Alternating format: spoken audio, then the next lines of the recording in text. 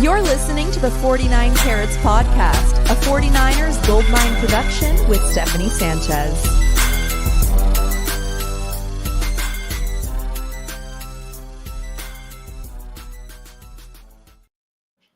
What's going on, everyone? Welcome to another edition of the 49 Carats Podcast. I'm your host, Steph. It is Monday, December 2nd. We're just some hours, I guess, half a day removed from the 49ers' latest loss, quite an embarrassing one against the Bills. But we have a lot of news to share regarding injuries and, how the 49ers can move forward from this. So thank you to everyone that's tuning in. And, of course, my Monday co-host, as always, Weston. How you doing, man? How you holding up? Took every ounce of me to not just say, Steph, I don't think I can do it on Monday night. Well, look, you cracked open a what are those called again? The crystal water. The clearly Canadian. Clearly Canadian that you love so much, and they're pretty good. And we've established they're juice, not water. Is that correct? Yes, but they're a lot of sugar in those. Well, like I said, thank you to everyone that tuned in. We have a lot to discuss today as we have the last 3 or so Mondays for this team. And, Weston, I hope you enjoyed your Thanksgiving at least. Yeah, actually, Thanksgiving was rather enjoyable. The day itself was small and quiet, but then the weekend was filled with a bunch of family. It was enjoyable. It goes so fast. Hope the same for you and your family. Yeah, it wasn't too bad. I couldn't help but continue to think about last Thanksgiving, when we were so happy, joyously watching the 49ers eat their turkey, on prime time. And, what a difference a year makes. I was just, I guess, a little blown away. But I was thinking of them. I was thinking of that team. And, man, a lot has changed. Now, again, like I said, we have a lot to discuss, but I did want to start by just talking about the really sad news that we got today regarding Trent Williams and, his wife. I believe her name is Sandra, who gave birth to a stillborn. And that happened, I think, sometime last week. So really, really awful news, just given, especially like what happened to Mooney Ward not too long ago as well, him losing his 1-year-old daughter. Just tragic. Like I just can't even comprehend what's going through the lives of some of these guys. Trent Williams, like I said, Mooney Ward, and it just feels like what's going on this season feels very minor when you think about what could be going on in the personal lives of some of these players. And Mooney Ward played that game on Sunday, the first time he was back on the field since his tragedy. So just my heart goes out to them, and just hopefully they take all the time they need to get back. So like I said, football definitely not important compared to what he's going through. So my heart goes out to them. It's even when you hear more about Trent's story about how his wife was pregnant with twins and they lost one of the babies like early in her pregnancy term, and then this one being a stillborn. Like I couldn't. It's every parent's worst nightmare. I could not fathom what he and his wife and extended family are going through. But the main point, Steph, like you said, is in moments like this and in tough times like this, certainly football just feels barely secondary in the grand scheme of things. Yeah, and I didn't get to see the presser today from Kyle Shanahan, but I did see that he got a little choked up delivering that news in the presser today. So I think it just shows the unity that this team has, again, outside of football and outside of them being, a team. I think on a personal level, everyone in that locker room means so much to each other. So, despite the season not going how it's going, they still have that. So, But yeah, I mean, And I think again, that's important, though, Steph. it absolutely is. The unity that they have, and because in a down season like this, where at every turn you're looking for somebody to blame, right? And they're just not blaming each other. Like it's still, so that's what makes it feel like even more of this like anomaly, unknown, like what is going on? Like, yeah, we all felt like we saw this coming, but just all these things that led up to it. But in those times, I think everybody wants to be like, coaches lost the locker room, or they're not playing for one another, and they're not jiving as a team. And while I don't think they're playing with urgency and other things, I don't think they're turning on one another. Like nobody's pointing the finger at each other. Like they're the first there to pick each other up. And for those faces that will remain for 2025 and beyond, like that's really important when it comes to rebounding from a season that is significantly below even their own expectations from a performance standpoint. Yeah, I mean, that's definitely true. There's a lot of these players are going to be here in 2025, and the relationships they've built in that locker room are going to be important going forward. But to bring it back to just this season, and man, Weston, the injuries do not stop for this team, and we saw Christian McCaffrey after having a great start to this game against Buffalo in the snow, no less. He goes down with an injury. It's a PCL injury is what the team is calling it. Ed McCaffrey, Christian McCaffrey's dad, as you guys might know, he was on the Kay Adams show earlier, and he did reveal it's a PCL sprain. Kyle Shanahan gave a little more information. No surgery is needed. That feels like some very good news in the grand scheme of it all, right? Because I think we were expecting something much worse with McCaffrey. So injury is bad, but we'll take what we can get. No surgery, 6-week injury. That does mean his season is over. He will be placed on IR. And I know what you're thinking, right? Oh, thank God the 49ers have Jordan Mason. Well, the bad news there is that Jordan Mason, who came in after McCaffrey got hurt, right? And he was looking good. High ankle sprain for him. He will be placed on season-ending IR as well. Kevin Givens, this was his first game back after a multi-week absence with a groin injury. He tore his pec on Sunday. Again, like the blows just keep on coming. He will also be placed on IR. There's a slew of other players that, missed Sunday's game that will be evaluated throughout the week, including Lenore, Aaron Banks, Jordan Elliott, Demetrius Flanagan-Fowles, Nick Bosa, and of course, Trent Williams. Like we said, he's going through some personal things as well. So on top of the injury he's dealing with, so could be a little more time for him. Dre Greenlaw will continue to be evaluated. He's been in his practice window, and the team announced today as well that safety Talanoa Hufanga, his practice window is going to be opened this week as well. That seems pretty notable just because in the wake of all these injuries, right, Weston, I think we're talking about this team shutting some things down. Yeah. And when I think about shutting things down, I'm thinking, okay, whoever's dealing with injury already, like I don't want to see them back on the field. I don't want to see them risk longer term health, for what is, in my opinion, a lost season at this point. We got 6 games left.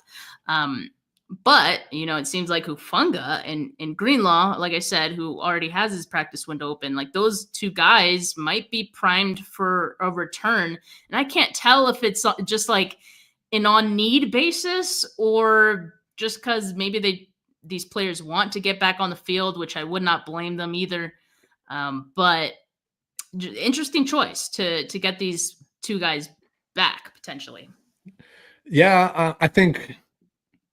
Look, I'm on the fence about Greenlaw. I've said it on your show before that I think he should just be shut down. I think what you have, but I also understand his urgency to want to get back playing football. He's technically auditioning for a job, right? Like in the offseason. So you want to put tape out there. I totally get it. But I think what you have in him. He's a proven commodity. You've already extended him once, right? Like I think there's no harm in shutting him down.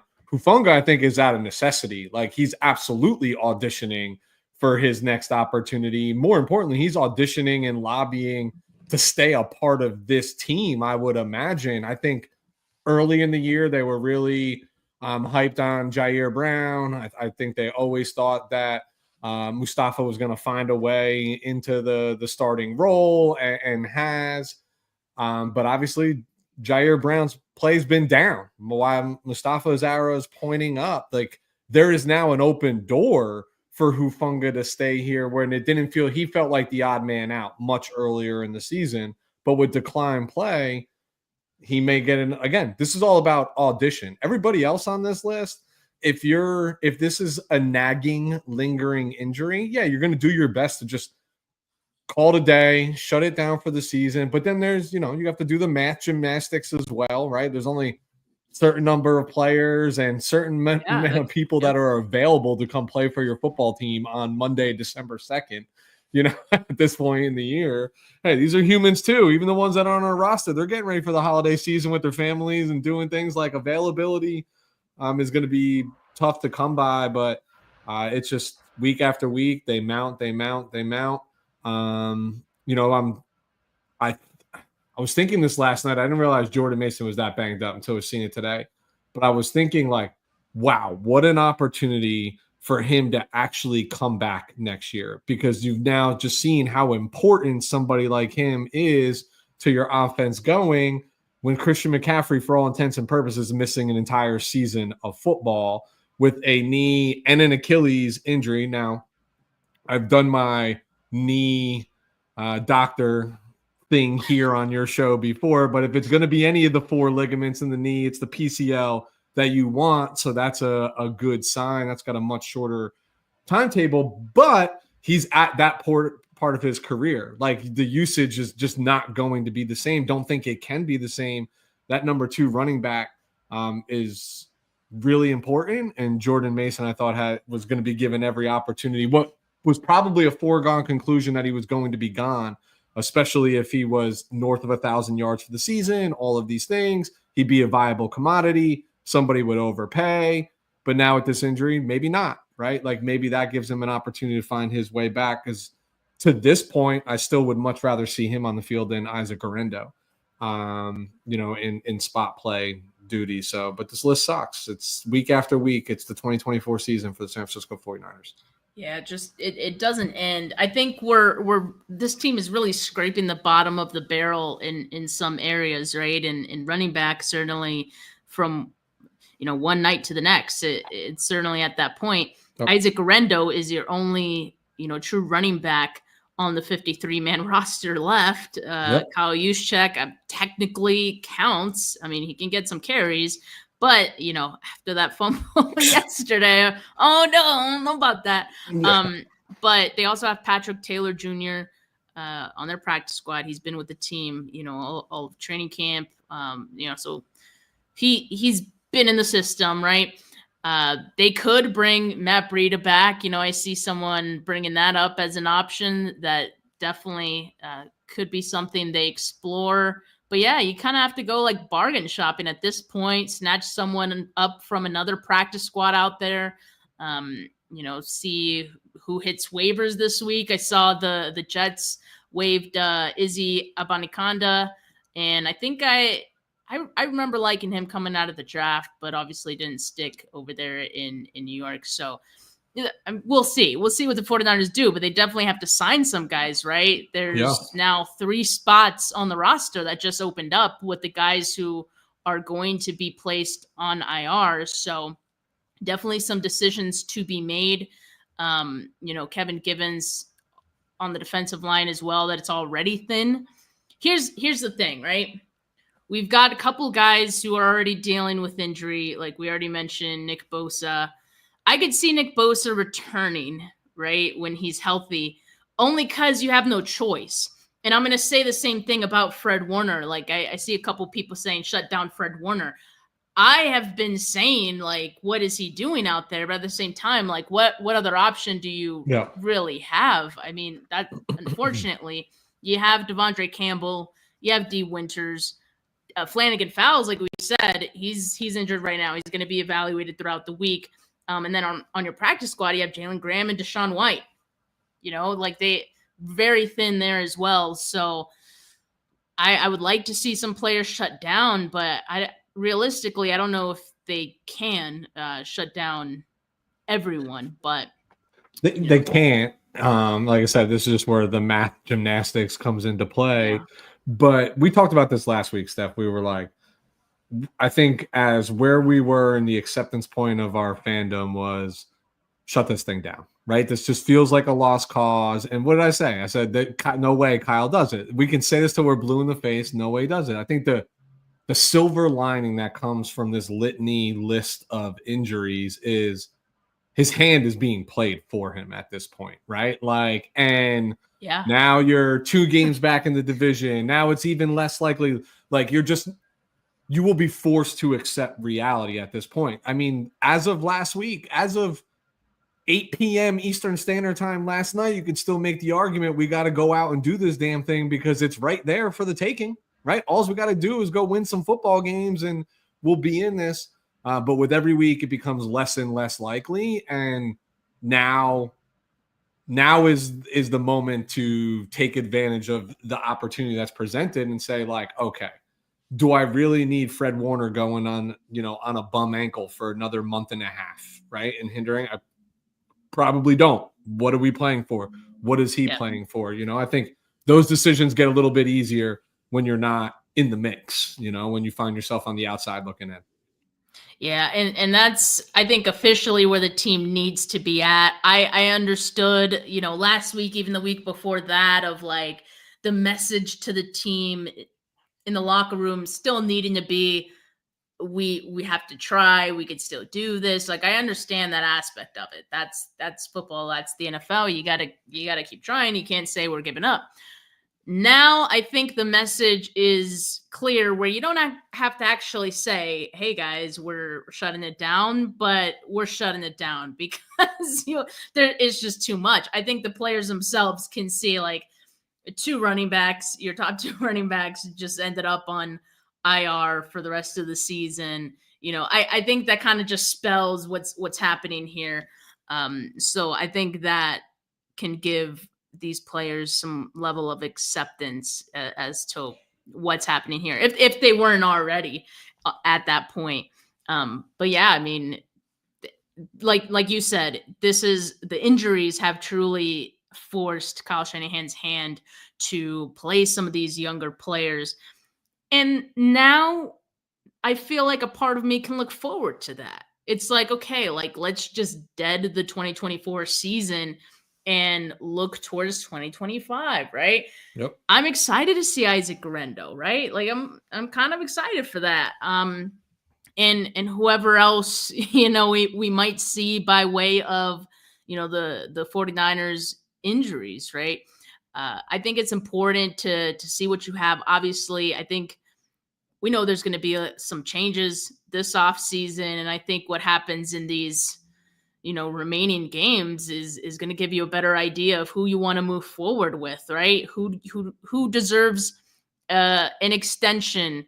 And I think that's part of it for Greenlaw, right? Like, poor guy, this was an extension year for him. And so, for him, he wants to get back out there. Hufanga as well. So in their case, it makes sense. Steve-O says his car is going on IR. Hey man, I think mine's getting there too. I feel that blame. You can blame me. That's fine. Man. But yeah, it's crazy, Weston, because like it's Monday, right? And usually Monday, like we get into the nitty-gritty details of like what unfolded in the game. And it's almost like these last 2 games, there isn't anything new to talk about. It's just the same old, but worse than the week before, right? Like I said it last in the post game yesterday. I was like, this team is beyond analysis. At this point, there's nothing else to say. It's just like, okay, it is what it is. How do we move forward from this now? Like that's pretty much where we're at. And for everyone who's excited about draft season because it's coming a hell of a lot closer than it did last year, right? I'll just say the 49ers right now would have the 14th overall pick in the draft. So that's something to look forward to as well. If we want to have some silver linings about that. But yeah, I think we know this season, shut it down. It's done. Probably only a loss or two away from finding that from being 14 and sneaking into the top 10 in this draft. And that's important because if you survey most GMs and coaches across the league, while there's 32 first round picks, they'll usually tell you that their board only consists of 15 to 17 individuals that are given a first round grade by that team. So when you're drafting in the back half, that means other GMs basically agree with you that you're drafting second round talent with your first round pick. So an increased likelihood if you're drafting in the top 15, so long as your team doesn't swing and miss like a lot of teams do, like we have in the past, maybe you're getting somebody who can come in and contribute right away. Wink, wink, maybe somebody who plays on the offensive line would be a good and wise. And here's why, Steph, because a couple things you said. There is no analysis. The analysis has been the same since like week 3. Yeah. It's literally they're not finding new ways to lose football games. They're losing football games the exact same way week to week to week. And that's what's like super frustrating. If you look at this game in particular, first opening, your first drive, right? You hold them to a 3-and-out. Then you go 9 plays, 48 yards, you kick a field goal. Then they go all the way down the field, score a touchdown. Then you go another 9 plays, 48 yards. You bring it down to their 27-yard line at one point, miss a field goal. Then you go 7 plays, 36 yards into their territory again, punt. Yeah. Then another 8-play or 5-play drive that you go all the way down into their territory before the half, miss another field goal, right? Then you start the second half with a fumble as you're going into the end zone. Like they move the ball with no problem. Like early in this game with Christian McCaffrey, okay, Buffalo went down and scored. Got it. We haven't played in the snow in a while, but we're running the ball, right? We're running the ball. Nobody was playing defense yesterday. You couldn't, it was impossible. But so no analysis required, but why I say, the first round, and everybody's saying, right? First round, offensive lineman, defense lineman, I don't care. This team is just not physical like they used to be. The 2019 49ers would have won this football game. The Jim Harbaugh era, 2011, 12, 13 would have dominated this football game against the Buffalo Bills because they always won at the line on both sides of the ball, and that's what that required. Buffalo was physical. Yes, they have a Superman at quarterback. I get it, but was he really exceptional? No, we just didn't stop anybody. The best thing he did was for me on my fantasy squad throwing a touchdown and catching a touchdown on the same freaking play. I didn't even know you could do. I've been watching football for almost 40 years. I didn't even know you could do that. Didn't even know that was a thing until I'm watching this last night. I'm like, what? He gets credit for both. We'll take it. Yeah. How many points did you get on that? That was you don't get credit. So the NFL rule, which fantasy follows, is he doesn't get credit for the reception. Amari Cooper gets the reception. Gotcha. So he gets the passing yards, which was 7, the receiving yards, which was 7, passing touchdown, receiving touchdown. So it was 13 and a half point play. Yeah. I mean, that's a silver lining right there. At least if you had, Josh Allen on your fantasy team, you feel good about that. You don't feel good about the 49ers, but you can. But I think the point, Seth, is again, no analysis required. It's just rinse and repeat week after week after week. It's execution and finish. I would say finishing more than even execution. They just don't finish. They don't finish. And these last 2 games, they barely started. You know what I mean? I think with each week since the bye week, which by the way, after the bye week, and even a little bit before then, you kept hearing must win. The locker room is angry. Yeah. We have urgency. We just need a win. every game from here on out. This is a must win. Since the bye week, they've lost 3 in a row. They've lost 3 must wins in a row. And like, you know, I think that says everything. Like, this team is shot as far as energy goes. And I know Kyle yesterday in the post game was asked about this team having fight. And I don't know, man. Like, to me, they don't look like they have any fight. You could be a bad team. You could be a bad team and lose a bunch of games and still have some fight in you, right? Carolina Panthers.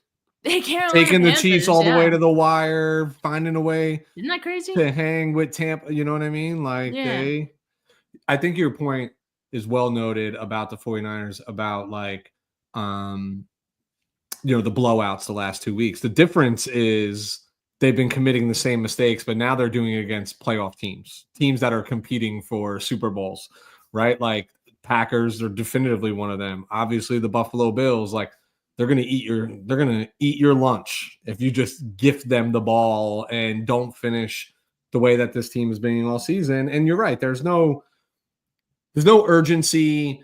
I will never question anybody's desire or will, blended those together, desire to win at anything in life, right? But we all know winning feels so much better than losing. I do believe they all want to win, but when you take a look around and you're tired of beating the same drum, and you think about like what Mooney Ward and Trent Williams are going through and what all these people are going through in their own life. I mean, sure, there's 4 more stories that we don't know about that are kept under wraps that might not be this extreme. You take a breath for your second and you're just like, I'm over that, and I think that's what you're seeing, right? Like you're just seeing a defeated roster that candidly, I don't want to call it a refresh. I don't want to call it a reach, I call it a retool. That's like the new faces are needed, correct term. Right? It's like in your professional work life, right? Steph, like think about it. Like every once in a while, the company's got to find new faces, people who aren't jaded and beat down and worn out from everything that's taken place over the last 4, 5, 6 years, depending upon the player, and the frustration of not getting to the mountaintop. It's necessary for this team. I think if you were to get Fred Warner in a room one-on-one and just like, Fred, if they shut you down for the rest of the season, honestly, how would you feel? I bet he'd look you in the face and be like, relieved. As much as this guy's a warrior and wants to compete and wants to play, like him and his wife, they're growing, they're doing their family, right? On this frustration piled onto that, when it's not sunshine and rainbows, every once in a while, you just got to take a beat, Like I say this to my kid all the time when he's like freaking out, but he doesn't even know why. I'm like, dude, let's just take a beat.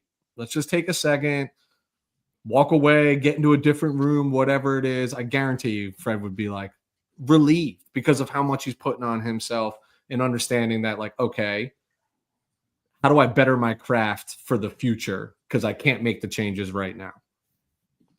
Yeah. I don't know. But that game was frustrating.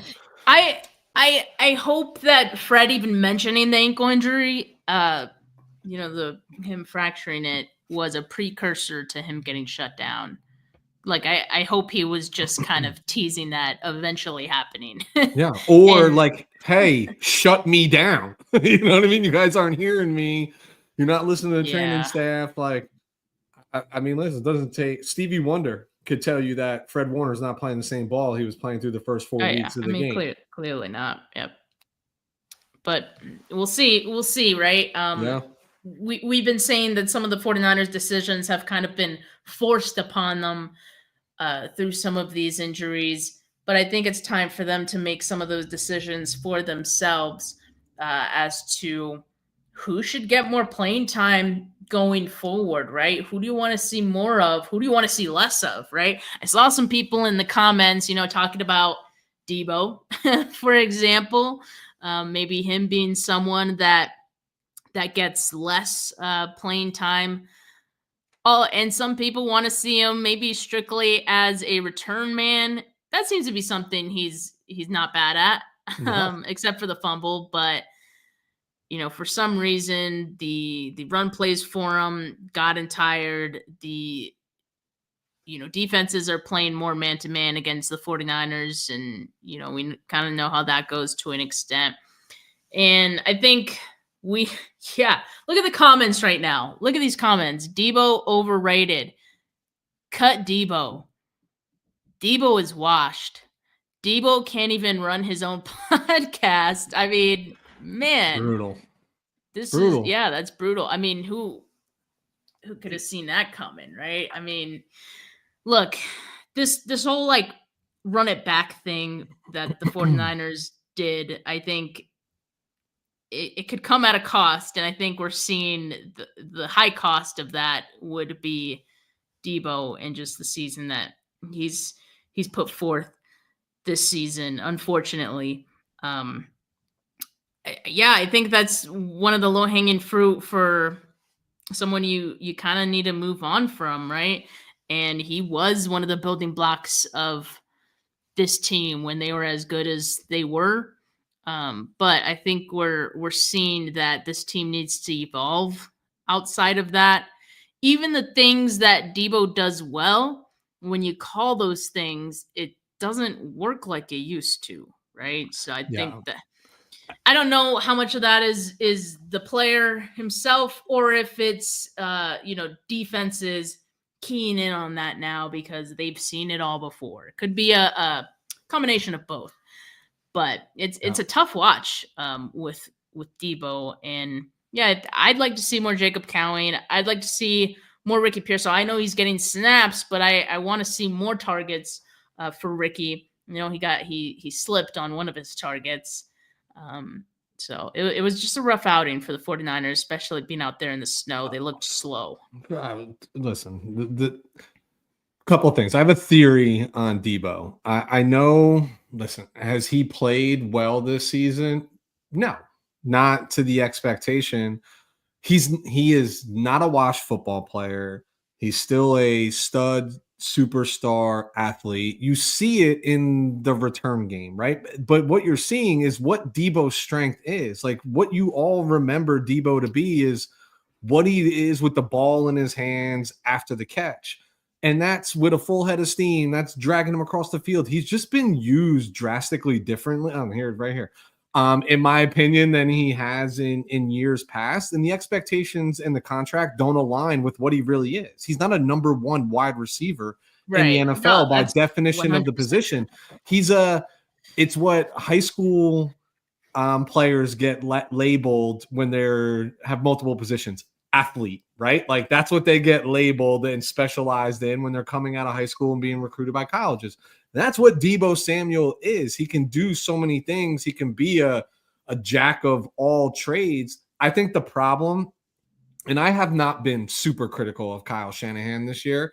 I've been more of a defendant of his, but I would say his usage of Debo has become stale and obvious, right? Like there's no creativity around it. Like, we've seen a couple of the jet sweeps. Yeah, we've seen a couple of the like bubble screens and rocket screens, but it was like I could have predicted that was the play call to play. You know what I mean? Like 2 plays before there was actually, it was like, this is going to go to 3rd and long and this is what they're going to do. Like that's not creative, right? Like all the signs point to like that's going to be the play. And so has Debo had the years that we have seen in the past? No. Right. I think he gets overpropped because of his 2021 season, which was just bananas in the back half of that year, but he is not washed. I don't think he's actually going to be going anywhere. If I'm being realistic, I know his contract says he's movable and you would want to after paying Ayuk. I just think he's one of the guys that's going to get the benefit of the doubt because there is a home for him in Kyle Shanahan's offense more so than most other players. Kyle's just got to like reignite the fire here about like how he's utilizing him. I don't think the players played well, but I also don't think he's been utilized well at all throughout the season. Like I said, I think everything's been in just an obvious like, 3rd and 7, they got trips over there. You're going to throw, you know what I mean? Like you're going to throw it. Debo's going to come across and then you're going to throw a back screen to him. Like, and he's going to send him in motion. You're going to throw a screen to him. Like if I know it's coming, I assure you the defensive players know it's coming. The 49ers have thrown screens at like the lowest rate of any team this season. They I think like 3 yesterday. I think it was like 3 we saw yesterday was like the most they've called like all year.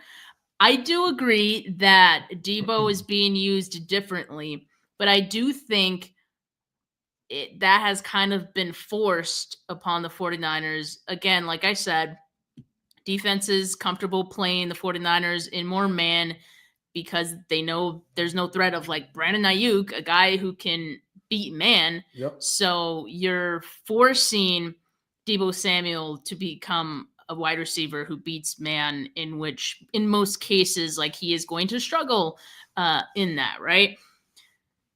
So that's part of it, right? And I think also we have seen some of the end around, like early in the season, like you said, like, yes, like we've seen the plays, they just haven't been successful like they used to be. Again, I think that's partially because defenses know that it's coming. But there's also been like some uncharacteristic things from Debo in maybe the last couple of weeks since the lock-in incident. Yeah. If you want to call it that, that I think has added fuel to the fire.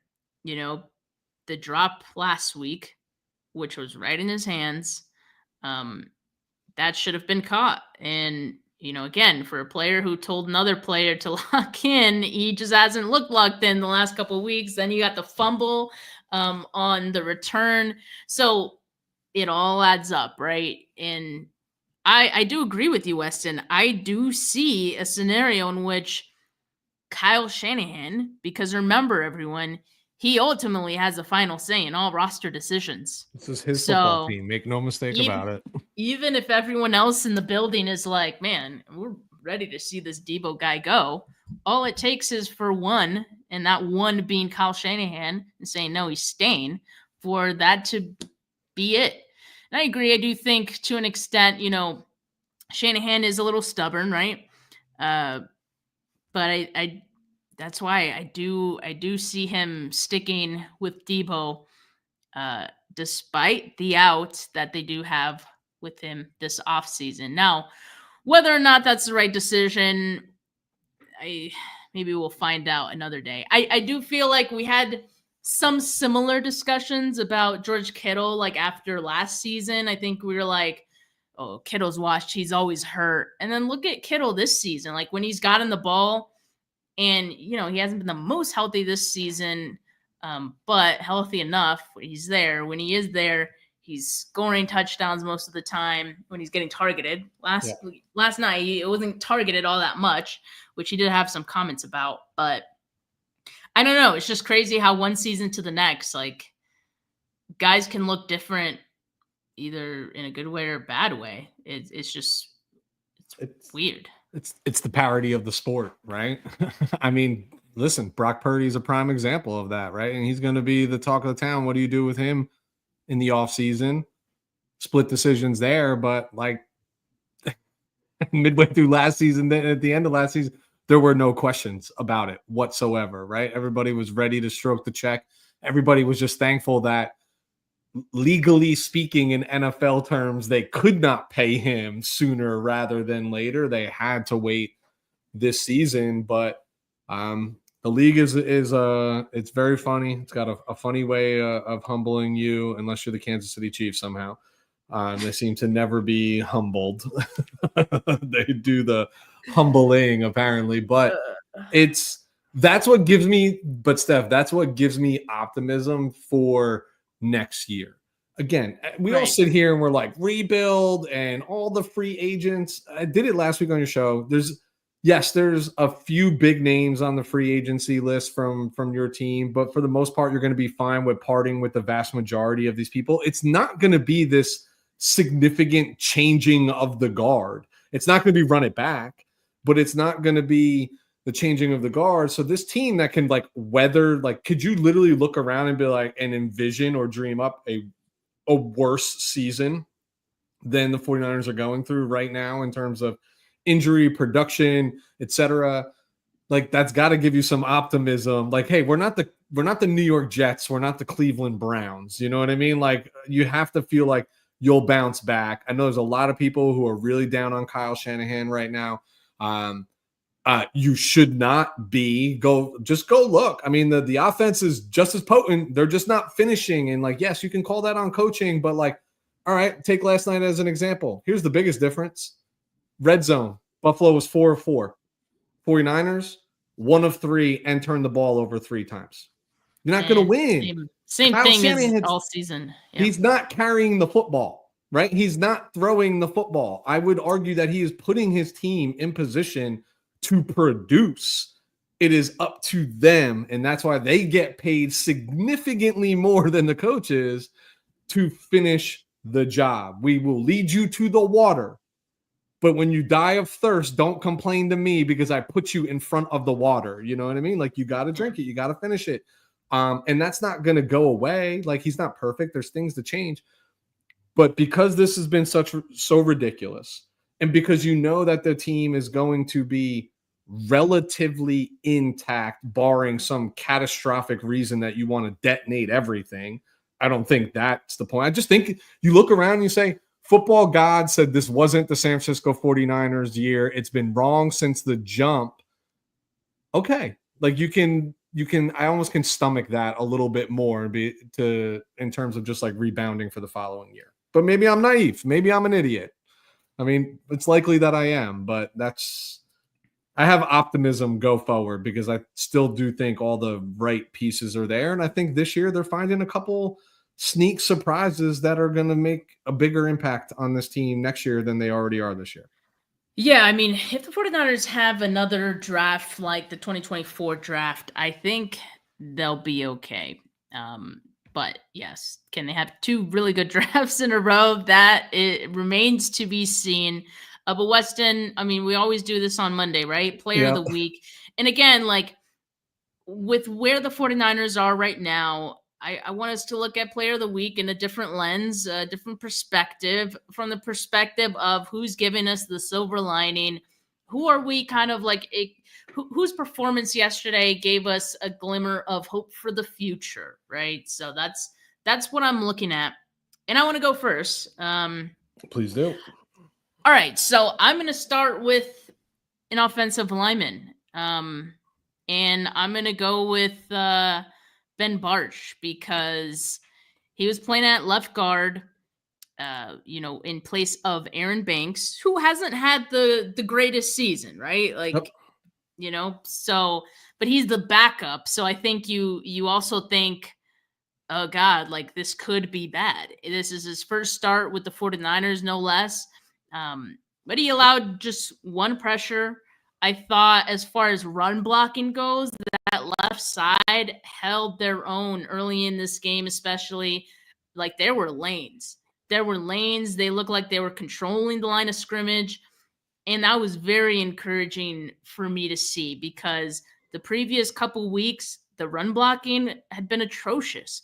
So I thought Ben Barch, gave me a glimmer of hope. Now, I'll end that with saying I want to see it again because I think in the snow, we talked about the fact defensive lines have more of a struggle, rushing a passer in the snow, right? So I want to see more, but hopefully that's someone we get to see more of going forward, right? Aaron Banks dealing with the concussion.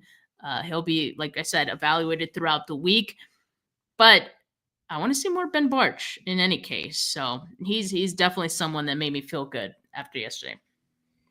Yeah, I thought the left side of the offensive line held up really good yesterday. Jalen Moore and Ben Barch, and Jalen Moore continues to surprise, right, over his last 2 starts. And I think what we've seen from Jalen Moore over the last 2 weeks is exactly what you're defining with Ben Barch. Like, can you stack these, right? And can you build momentum? And can you almost play yourself into a starting spot at a much more affordable price point than Aaron Banks is going to come at if you want to retain his services in a contract year coming off his a rookie contract? It's Yeah, I thought again, Ben Barch, I thought played well. I thought the left side. I don't think the offensive line was really the problem It really wasn't, all things in the considered. game, but everyone that you can find, like Ben Barch or Steele, Dominic Pooney, right? Like the way you did in the draft, like that all bodes well. But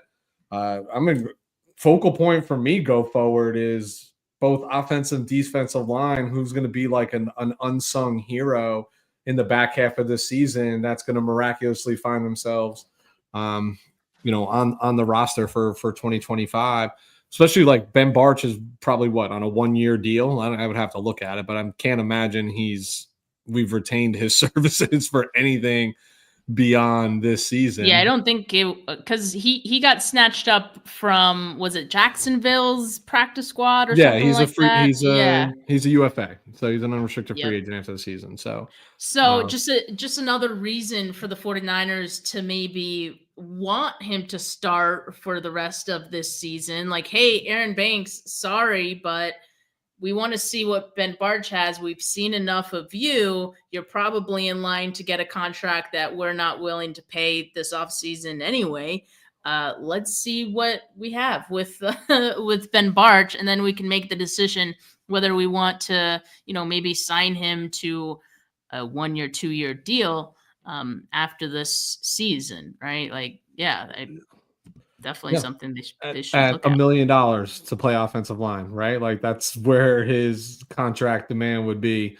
And then you take your 5th or 6th round compensatory pick for Aaron Banks when he bolts. Like that's a win, and that's what they're looking for. And I think who I am going to talk about, I'm looking at in the same vein, like a buried treasure almost, All or right. a diamond in the rough. And I would say I'm going on the opposite side. I'm going on the defensive line and say Evan Anderson. Yes.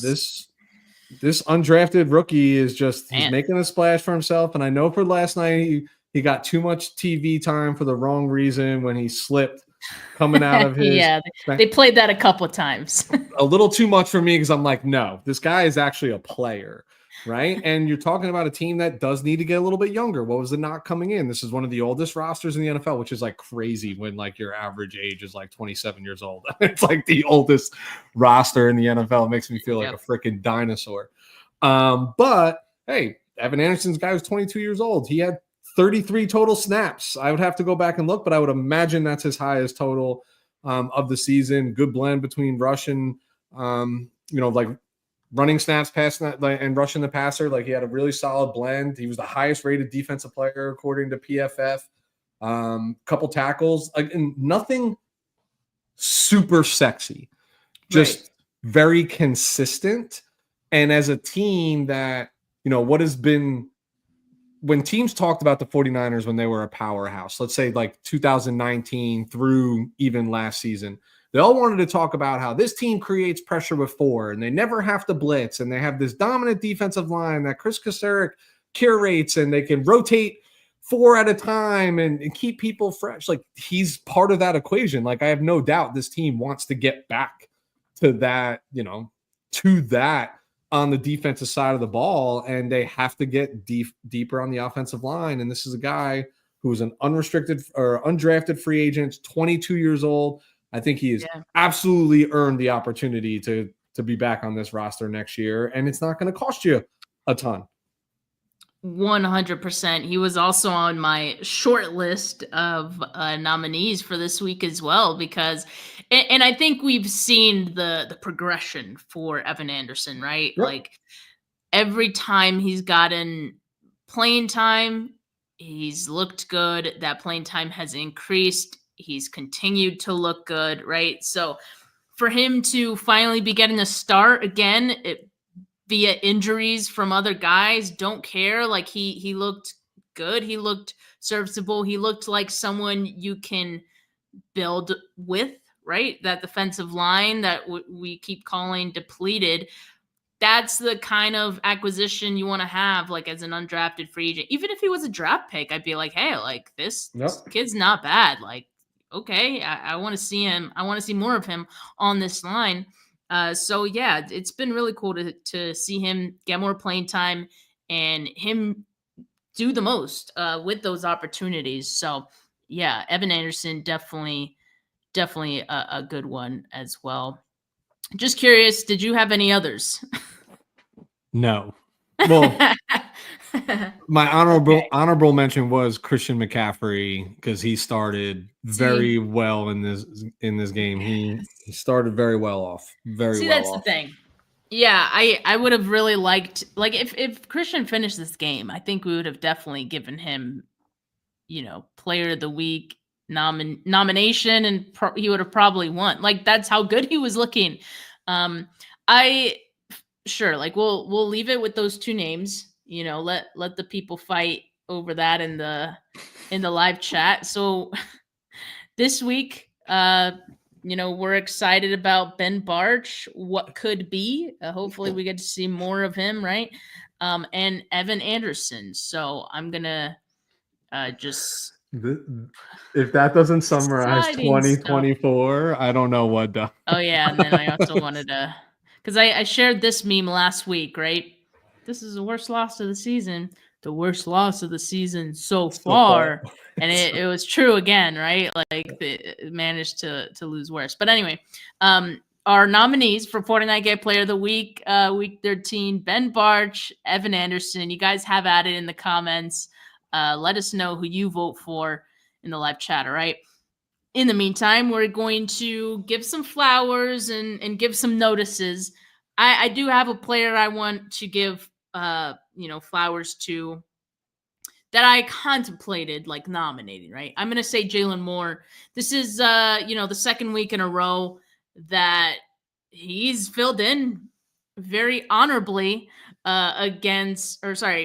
for Trent Williams. Those are very big shoes to fill. I remember last week you nominated him, and I was like, oh yeah, like Jalen Moore. I totally forgot about him. I didn't even hear his name. Forgot he was starting for a second. That is very good. And again, like, I knew that he was Jalen Moore starting again for Trent, and again, didn't really hear much of him, but we did see the left side of that line having some push, having some control. And I do think, Jalen Moore had something to do with that as well. So, I'm going to give some flowers to him this week. I think definitely someone that I want to see more of, to close out this season. And with, things happening with Trent, I think we may get that opportunity to see more of Jalen Moore. And he's someone I think the 49ers should be interested in keeping around. I mean, obviously he'd still be under contract, but can he play right tackle? That's my question. That's what I think I want. Can he play right tackle? It's a good question. I mean, I think did he play right tackle in college? Let's see. Well, I'll look it up. But I have no flowers, by the way. Jalen Moore would have been my. Like, you're done.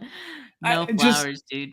I think, look at the names on the screen, right? Like, this is where we are in the 2020, and this is not a slight on Ben Barch and Evan Anderson. They're making the most out of their opportunity. I celebrate and I applaud that. But in full transparency, if we were talking about winning games and being in a playoff hunt, these are not the names that would be appearing on the screen. It would be totally different reasoning behind other players. And there wasn't when you lose